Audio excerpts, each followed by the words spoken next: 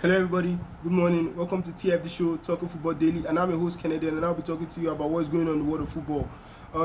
Right now, this morning, I just want to highlight about the game about Barcelona and Inter Milan. Yesterday, it was a thriller 3-3 draw. I was thinking that Barcelona was going to have an easy win because Inter Milan have been having some problem. I did a video the other day about Inter Milan, if they are in crisis. I was asking the question because in their runnings that have been very poor lately. Inter Milan has had a very bad running with Roma, losing to Bologna, losing to AC Milan. So it wasn't looking like Inter Milan could do it, honestly. And Barcelona has been playing so well. Beating Real Madrid, beating teams that they are supposed to beat, winning games that they're supposed to win, and even winning difficult games that's very uneasy for a club like Barcelona to win. Barcelona has been going through it.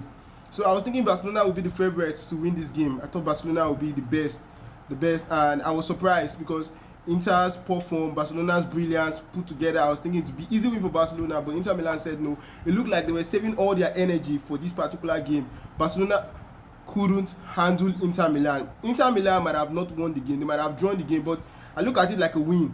It's just like the Arsenal yesterday game, 2 days ago, right? Sorry. On Tuesday, the game Arsenal and PSG.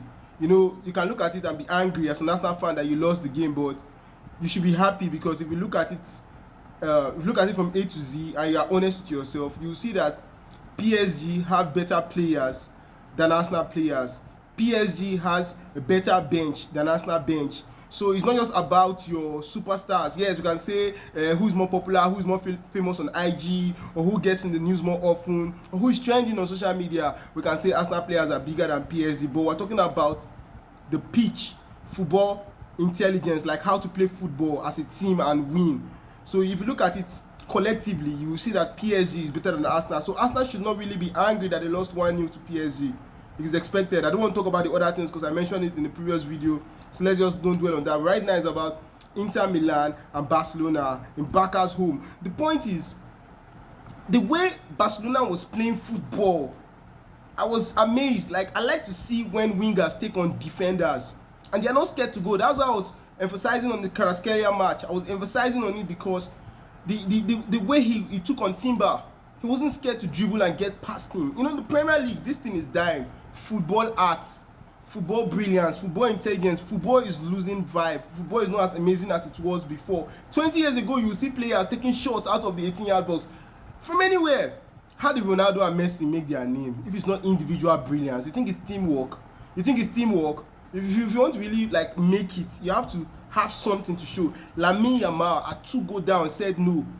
See what he did. See the amazing passes. I know how many times that guy's balls hit the ball last night. And you see how he went through. He wasn't scared of Bastoni, Di Marco, and these are the world best defenders. I'm talking about the world best defender. You first go to Inter Milan before you come to Arsenal. I know everybody talks about Arsenal's brilliance in defense, but this season to me, they have just been average.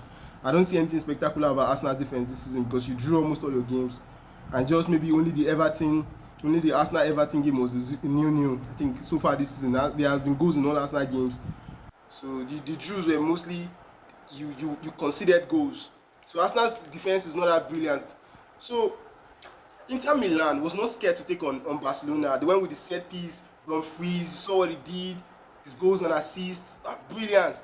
So I think the Premier League has a lot to learn from what is going on in Europe. How Europeans play football, how the La Liga play, how the French play, no matter how condescending you might think it is.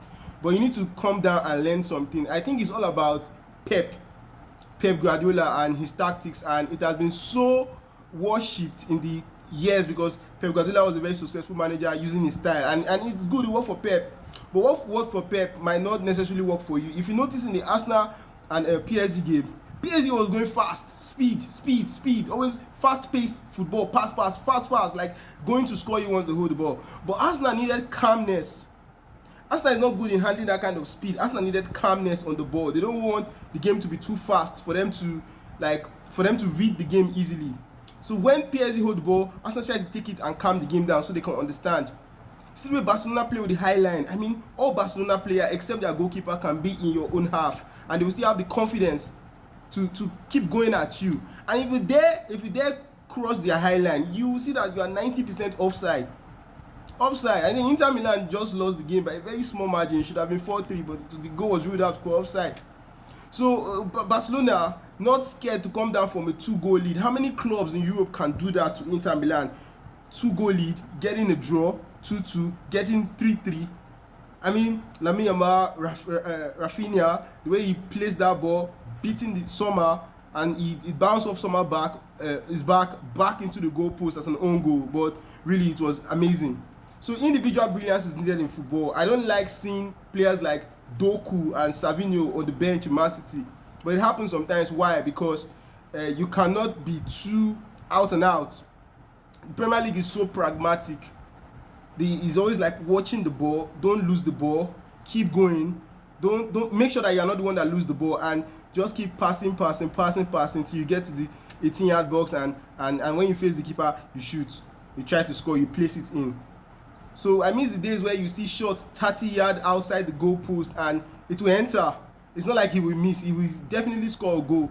So I think football needs to wake up, especially the Premier League, because it's getting very, very boring. I think managers should discover themselves, should know the reason why they became managers in the first place, and not be like Pep. Pep Guardiola is interesting, he's amazing, I love his style, but Pep works for Pep. Because it won't work for you.